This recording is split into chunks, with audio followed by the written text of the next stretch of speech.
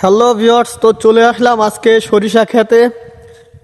আমাদের এখানে কিন্তু এবার প্রচুর পরিমাণে সরিষার ফলন হয়েছে এবং দেখতেই পাচ্ছেন মাঠ জুড়ে যতদূর চোখ যায় শুধু সরিষাই দেখা যায়।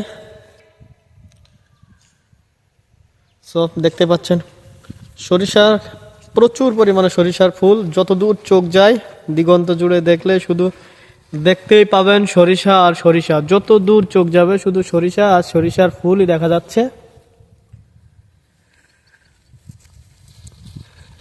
এবং মৌমাছিরা কিন্তু অলরেডি এই ফুল থেকেই মধু সংগ্রহ করছে এবং সেই মধুই কিন্তু আমরা খেয়ে থাকি, সরিষা ফুলের মধু।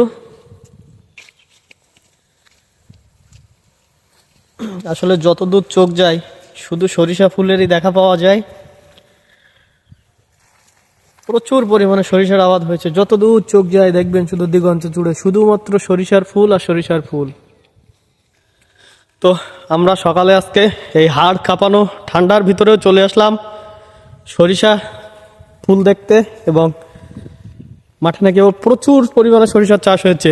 এই সরিষাগুলো কিন্তু একেবারে পরিপক্ক, অল্প কিছুদিনের ভিতরেই এই সরিষাগুলোকে হয়তো ভাঙা হবে।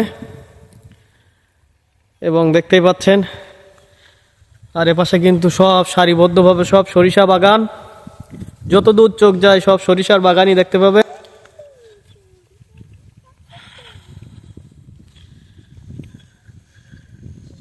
যতদূর চোখ যায় শুধু সরিষা ফুলেরই দেখা পাওয়া যায়।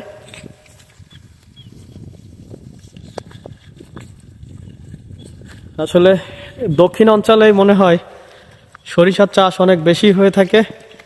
শীতে পাখিগুলো কিন্তু আশ্রয় নিয়েছিল এই সরিষা ক্ষেতের ভিতরেই।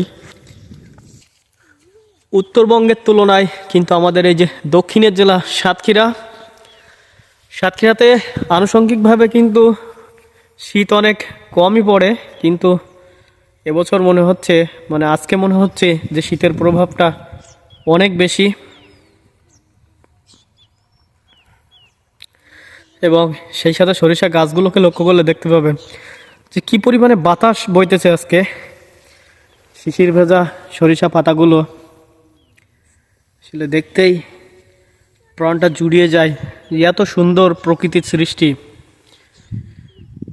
আসলে প্রকৃতির প্রেমে পড়তে গেলে আসলে এই যে সকালে আসলে যদি এত সকালে উঠে যদি মাঠে না আসতাম আসলে বুঝতামই না যে মহান আল্লাহ তাআলার সৃষ্টি যে কত সুন্দর হতে পারে।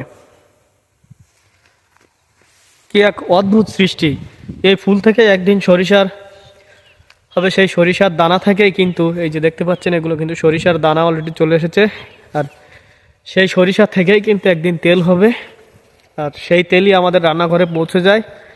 এছাড়াও সরিষার তেল কিন্তু আরও অনেক কাজে ব্যবহৃত হয় এবং গুণে মানে এবং পুষ্টিতে ভরপুর কিন্তু এই সরিষা।